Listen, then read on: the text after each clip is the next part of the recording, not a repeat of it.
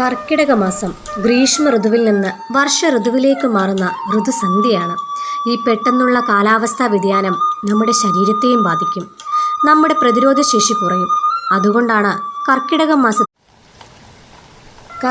മാസം ഗ്രീഷ്മ ഋതുവിൽ നിന്ന് വർഷ ഋതുവിലേക്ക് മാറുന്ന ഋതുസന്ധ്യയാണ്.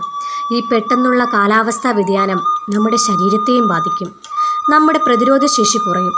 അതുകൊണ്ടാണ് കർക്കിടക മാസത്തിൽ കർക്കിടക കഞ്ഞി, കർക്കിടക ലേഹ്യം, പത്തിലക്കറികൾ എന്നിങ്ങനെ പോഷക സമൃദ്ധമായ ഭക്ഷണങ്ങൾ കഴിക്കണമെന്ന് പണ്ടുള്ളവർ പറയുന്നത്. സുഖചികിത്സയും ഇതിൻ്റെ ഭാഗം തന്നെ.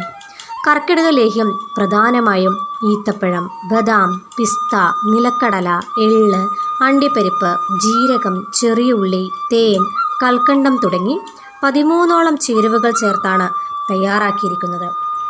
ഫൈബർ കണ്ടന്റ്, ധാരാളം ആൻറ്റി ഓക്സിഡൻറ്റുകൾ എന്നിവയടങ്ങിയ ഈ ഈത്തപ്പഴം തന്നെയാണ് ഈ ലേഹ്യത്തിലെ പ്രധാനി. കാഴ്ചശക്തി വർദ്ധിപ്പിക്കുന്നതിനും രക്തസമ്മർദ്ദം കുറയ്ക്കാനും അസ്ഥിയുരുക്കം പോലുള്ള അസുഖങ്ങൾക്കും ഒരു മരുന്ന് തന്നെയാണ് ഈത്തപ്പഴം.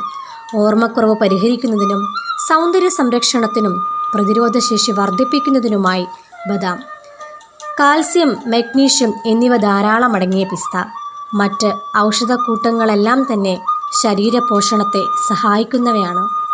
ചുരുക്കത്തിൽ കർക്കിടകകാലം ആരോഗ്യ സംരക്ഷണത്തിന് കുട്ടികൾ മുതൽ മുതിർന്നവർക്ക് വരെ ഈ ലേഹ്യം അത്യുത്തമം.